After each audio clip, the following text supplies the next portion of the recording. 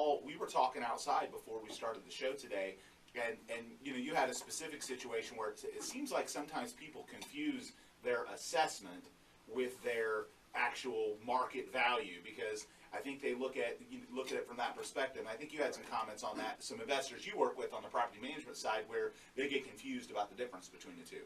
Right. The questions I usually get are, let's say someone's owned the property for 10 years, and they may be homestead exempted, and so they're looking at their assessment as opposed to what their market value is. And a lot of times they don't understand that over the time, by virtue of having a homestead exemption, that the individual in the home has realized some tax deferment, if you will.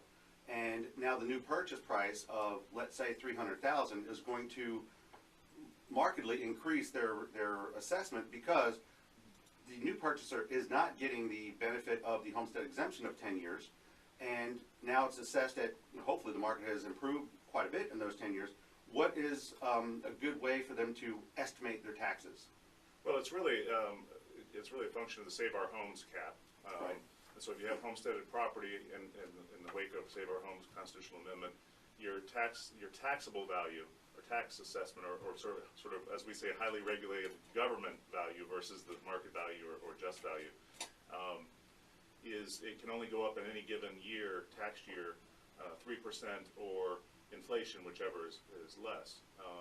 And so you're accruing tax savings over the course of those years, and then when the home is sold, the new owner, presumably if they homestead their property, it'll reset the cap basically, but they lose. It goes to the value goes back to or starts again at the just value. So at the purchase price. At the purchase price. Well, yeah, or our assessed value, not assessed purchased.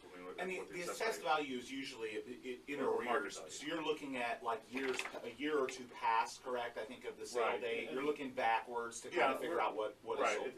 We a lot of times we'll call it the tax year, but January 1st is a magic date for us. So it's a year before on January 1st. Okay. So that's the tax roll is set on that date. So depending on the time of the year, that's important too, of what time it's sold, because the market obviously is fluid and dynamic during the year.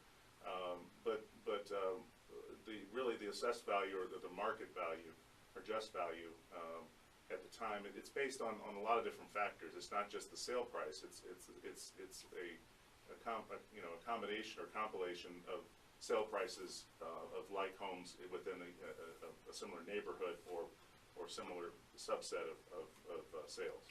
And John, you guys on the lending side, do you guys get consumers confused sometimes when they have their appraisal done and then they see the assessment and they see those two numbers different? Because we get a lot of people that I think believe that, the assessed value is market value or the tax value is market value, and then when they get their appraisal back or a year or two down the line, they're saying, hey, why don't these two numbers match? Do you guys run into that a lot? Yeah, we do see that, probably more often with people that are from out of state, because they don't understand the homestead and exactly how the assessments are set here.